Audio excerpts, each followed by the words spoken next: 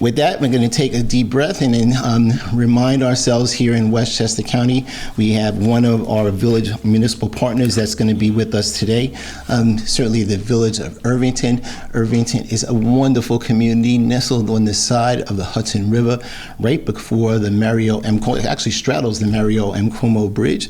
And it is something that is a village that is so very, very cordial, and we have so many great things that are happening in the village of Irvington. And we're going to ask our good friend, Mayor John Siegel, to come up and give us everything that's happening in the great village of Irvington.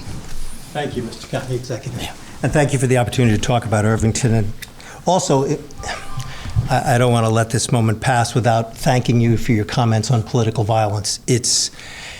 We're all entitled to have our own opinions and deep differences, but there is no place for political violence in our discussions. So Irvington, let me just start with some business items and then some of the celebrations. First, we are, like most communities, coping with the loss of federal grants.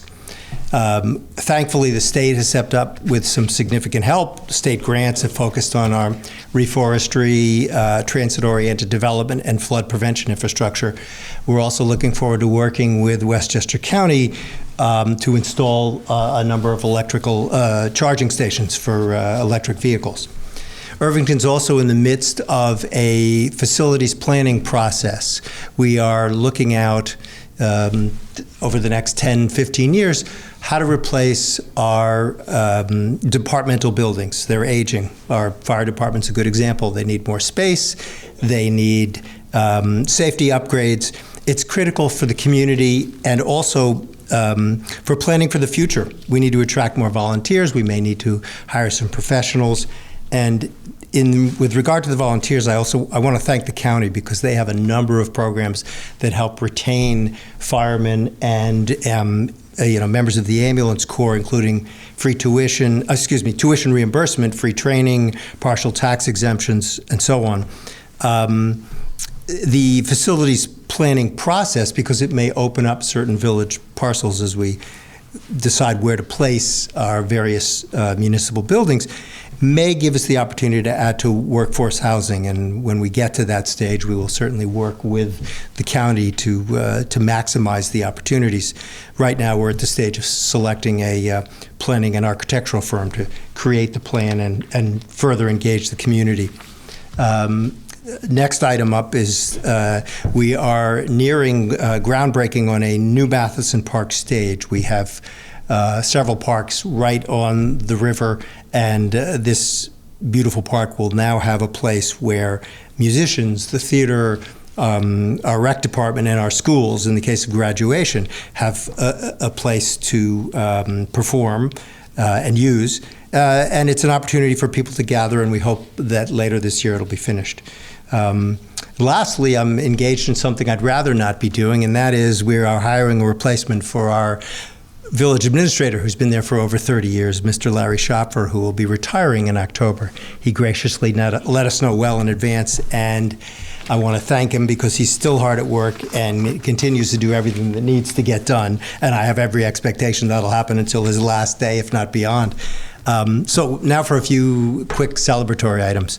Our Pride celebration is ongoing. We have up and down Main Street, Pride flags are flying, and on June 21st at 4 p.m. there will be a group painting rainbow crosswalks near our library if anybody's interested in participating. We have Juneteenth events coming up, one on June 18th at the Irvington Theater at 7 p.m. with multiple vocal and drumming performances, including Resistance Revival Chorus, Ice Cold Experience, and Mashed Intellect. Our Bulldog celebration, for those who don't know, we have, I think it's for the past 3 years, maybe more, had local artists design bulldogs that line Main Street, and each one has a particular theme, each one has a particular sponsor, so it's kind of fun to follow that pathway up and down. So let me close by just encouraging everybody to come and visit. I got a few comments coming in here about one of the many things that Irvington offers, and that is good restaurants. So I encourage you to visit them. Its businesses, our beautiful waterfront parks, and our Main Street Farmers Market on Sunday, and obviously the amazing bulldog dog sculptures. So thanks again to the county executive. I appreciate the time. Thank you.